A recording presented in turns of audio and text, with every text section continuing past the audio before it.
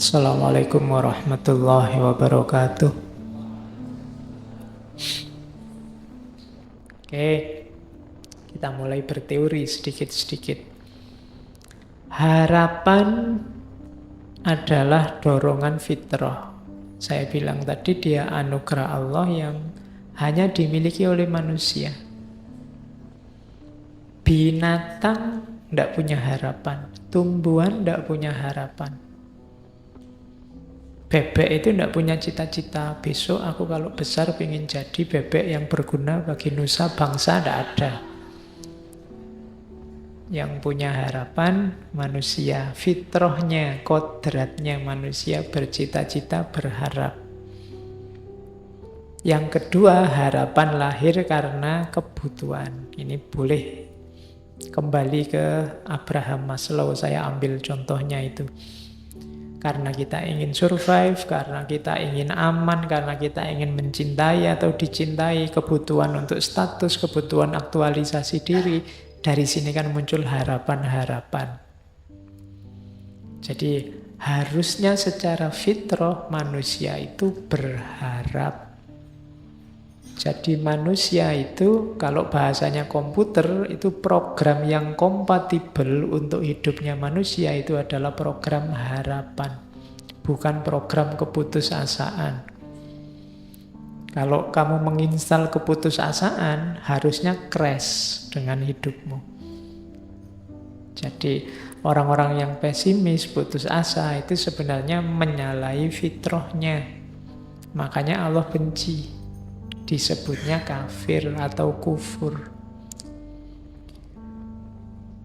Terus, selain itu, harapan juga di teori yang lain disebutkan lahir oleh situasi hidupmu, termasuk dari masyarakat.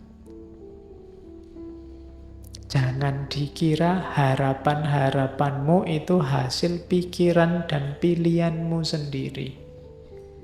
Secara tidak sadar sebenarnya masyarakat sekelilingmu, mulai orang tua, guru, teman, tetangga, ikut menentukan harapan-harapan hidupmu. Jadi ada programming dari masyarakat sekitarmu. Maka jangan gaya, jangan merasa bahwa saya ini bebas loh Pak, cita-citaku, keputusanku sendiri, enggak. Di situ ada ilustrasinya, biasanya anaknya pedagang itu ya mentalnya dagang dan cepet. Kalau disuruh berharap untuk dagang, anaknya guru juga begitu, anaknya pemikir juga begitu, biasanya. Jadi cita-cita, harapan itu mix antara fitrah individu, kebutuhan masing-masing orang, plus programming dari masyarakatnya. Jadi teori ini mau bilang bahwa setiap orang harus sadar sebenarnya kebebasan mutlak untuk manusia itu tidak ada. Kamu yang merasa bebas sebenarnya tidak bebas juga. Masyarakatmu pasti mempengaruhi ekspektasi dan harapanmu. Bukan keinginanmu sendiri. Ketidaksadaran ini nanti sering membuat orang jadi patah hati, stres, depresi, konflik. Jadi harapan itu darimu dipengaruhi oleh masyarakat, didorong oleh kebutuhan. Terus, apa mainnya harapan, pentingnya harapan dalam hidup kita? Ya, kalau ini sebenarnya tidak perlu dijelaskan, kalian sudah tahu. Ini menegaskan arah dan orientasi hidup, meningkatkan kemampuan, menghadapi kesulitan. Itu ada saya kutipkan sebuah quotes dari Biksu Thich Nhat Hanh, dari ini Biksu Zen Buddhisme dari Vietnam. Dia punya torekot kalau bahasa Islamnya ya.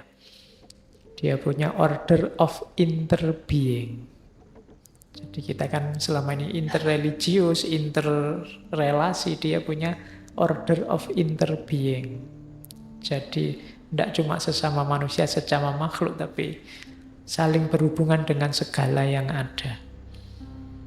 Katanya Thich Nhat Hanh, hope is important. Harapan itu penting sebab dia akan membuat momen saat ini tidak terlalu sulit untuk ditanggung. Kalau kita percaya bahwa besok lebih baik, kita akan bisa menanggung beratnya hidup hari ini. Itu enaknya punya harapan. Jangan putus harapan dengan situasimu, dengan kondisimu, kondisi negaramu, kondisi agamamu. Ketika kamu tidak putus harapan, seberat apapun yang kamu tanggung hari ini, rasanya akan ringan. Kenapa? Tenang aja, besok enak kalau harapan kita terpenuhi. Kalau tidak terpenuhi, berharap lagi. Selama kamu masih punya harapan, masih enak. Hidupmu kiamat kalau kamu sudah tidak punya harapan. Jadi, tanggunglah kesulitan hari ini dengan harapan. Jadi solusinya gampang. Kamu tidak punya uang, nggak apa-apa sumpek sekarang. Bayangkan besok ini puasanya, besok kamu kaya raya. Itu kan kamu lebih enteng nanggungnya sekarang. Kamu jomblo sekarang tidak apa-apa. Bayangkan besok dapat yang terbaik, Nah, itu kan kamu jadi enteng. Pakai teori yang orang bilang biasanya kalau pacari gonta-ganti dapatnya yang jelek. Nah, aku kan tidak punya pacar, mesti intuke sing apik misalnya. Jadi berharap tidak membuatmu jatuh. Tidak ada yang bisa mengalahkanmu selama kamu masih punya harapan. Kok kamu kuliahmu tidak lulus-lulus? Tidak apa-apa, saya masih berharap tidak ter-DO. Kok kamu ter-DO? Tidak apa-apa, saya masih berharap masa depanku bagus karena ijazah dan gelar itu tidak segalanya. Kan gitu. Kok iya. Kok kamu susah di karirmu karena tidak punya ijazah? Kamu tidak apa-apa. Karir itu kan cuma satu aspek dalam hidup, masih banyak aspek yang lain. Loh kan itu enak. Selama kamu masih punya harapan, masih punya jangkauan ke depan yang kamu impikan kan tidak masalah. Kamu mau kerja apa? Ijazah tidak punya, keterampilan tidak punya. Ya gampang nyari istri yang kaya aja misalnya. Masih ada harapan. Oke, terus jadi perannya kunci harapan itu.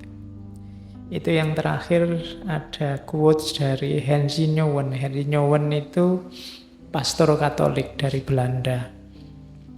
All great spiritual leaders in history were people of hope. Semua tokoh pemimpin spiritual dalam sejarah adalah figur-figur penuh harapan. Tidak ada tokoh spiritual yang putus asa. Ibrahim, Abraham, Moses, Musa, nabi-nabi tidak ada yang putus asa. Ruth itu neneknya, kalau itu sebenarnya tokoh dari Bible. Tokoh perempuan, neneknya Nabi Dawud. Yang nanti ada silsilah juga sama Yesus.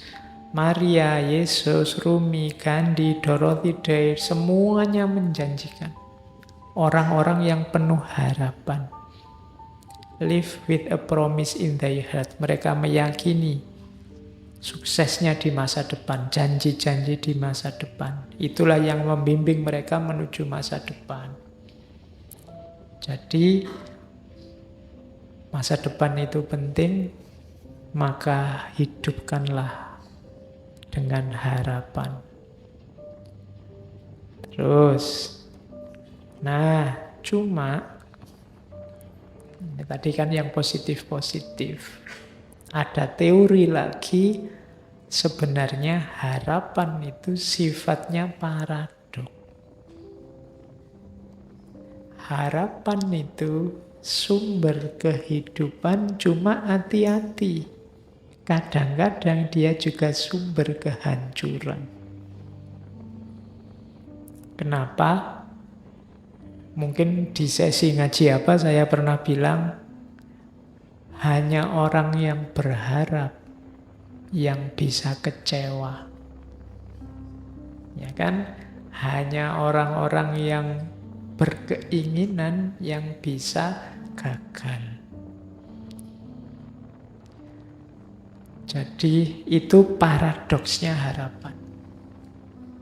Jadi paradok itu sifat yang bertentangan, makanya kamu mengelolanya harus hati-hati. Harapan bisa membawamu pada kebahagiaan, tapi bisa juga sebaliknya menghancurkanmu. Kalau kamu tidak hati-hati merancang harapan. Jadi jangan sampai senjata yang sakti yang namanya harapan itu berbalik membunuh dirimu sendiri karena kamu tidak pintar mengelolanya. Itulah sifat paradoksnya harapan.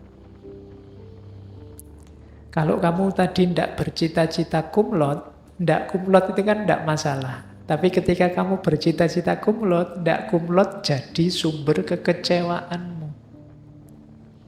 Kalau cita-citamu, harapanmu hanya lulus saja, kumlot tidak penting. IP berapapun tidak masalah, yang penting lulus. Kenapa? Cita-citamu hanya lulus saja. Tapi kalau cita-citamu IP, cita-citamu kumlot, lulus saja itu menghancurkanmu. Kalau kamu tidak bercita-cita punya pasangan, mbok jomblo sampai umur 40 tidak masalah. Tapi kalau orientasi hidupmu pasangan, pacar, dan yang sejenis itu, mbok sekarang kamu jomblo juga gelisah, susah, sumpek. Kenapa? Karena kamu target di situ. Kamu berharap di situ. Ah, itu paradok harapan namanya. Dia bisa menghidupkanmu, tapi dia juga bisa membunuhmu. Kalau kamu tidak hati-hati. Maka aturlah harapan-harapan hidupmu secara masuk akal, secara cerdas. Rancang harapanmu paling tidak di 4 ciri. Yang pertama, harapan, berharaplah sesuatu yang dapat kamu capai secara rasional. Jadi secara rasional itu berharap yang masuk akal saja. Kalau kamu sudah semester 14, targetnya sudah nggak usah mikir kumlot, yang penting lulus. Itu yang rasional. Ya, kalau enggak nanti hancur hidupmu, gitu loh. Jadi berharaplah yang rasional-rasional saja, yang terjangkau. Yang kedua, yang dapat kamu kontrol.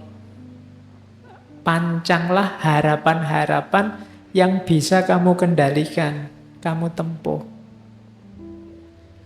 Itu loh. Misalnya kamu sadar bahwa suaraku itu jelek kok Pak.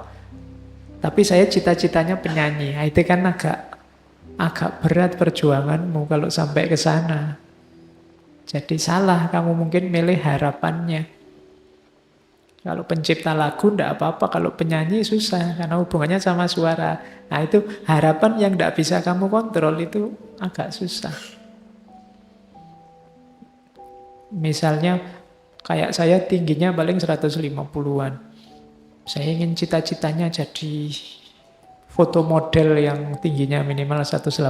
Itu kan nggak masuk. Jadi yang bisa kamu kontrol. Jangan berharap yang tidak bisa kamu kontrol, karena kalau tidak, harapan akan membunuhmu.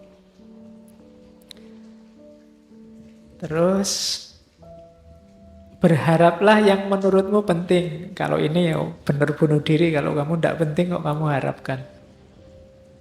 Ya, wong kamu tidak minat, kok kamu masuk ke situ. Nah, itu agak bunuh diri. Jadi berharaplah hal-hal yang penting-penting saja.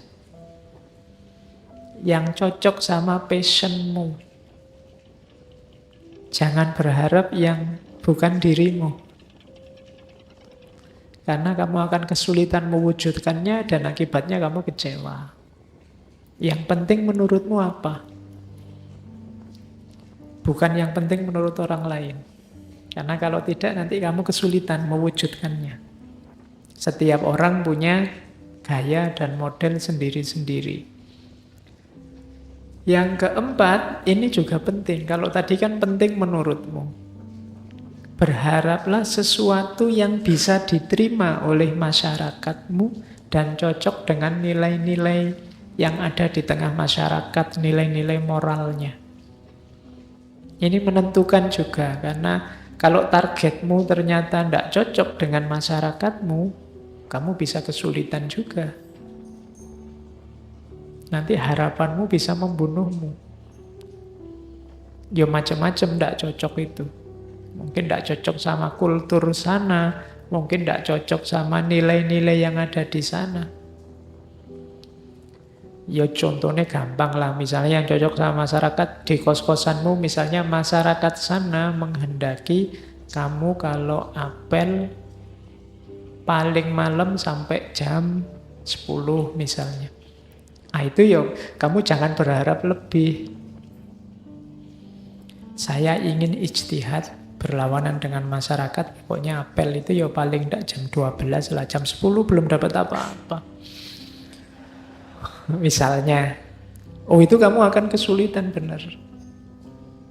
Mungkin kamu punya argumen, punya dasar, punya dalil. Lo gimana Pak, saya sholat isya-nya sekarang selesainya paling jam 8. Nanti kos saya sama tempat apelnya jauh, bisa sampai jam 9. Kalau jam 10 harus pulang, ya belum ngapa-ngapain kita, baru say hello misalnya. Nah, itu kan argumenmu. Tapi masyarakatmu tidak bisa. Kamu kasih argumen itu, mereka punya tata nilai sendiri. Nah, harapanmu kalau tabrakan dengan maunya masyarakat, kamu akan susah juga. Hasilnya kesengsaraan juga. Maka rancanglah harapanmu di 4 ciri ini. Rasional, bisa kamu kontrol. Yang penting-penting, yang penting-penting ini juga menurut saya harus digarisbawahi. Tidak harus segala hal kamu patok harapan. Yang tidak penting-penting tidak masalah. Ada kan hal-hal kecil yang tidak tercapai juga tidak masalah, tidak apa-apa. Wong itu tidak penting meskipun kamu berharap. Kayak kamu kayak kamu main game HP itu kan asik. Kamu berharap menang, tapi kok ya kalah terus ya tidak apa-apa. Wong cuma game aja loh. Kenapa? Tidak penting. Kamu tidak harus sedih, nggak harus marah, nggak harus nendang-nendang pintu karena kalah game. Oh, tidak apa-apa, wong cuma permainan. Itu namanya kamu ngerti prioritas. Mana yang penting, mana tidak penting. Ya semuanya kamu harapkan. Misalnya teh ini. Ini kan kamu berharap teh ini segarnya luar biasa. Begitu diminum misalnya.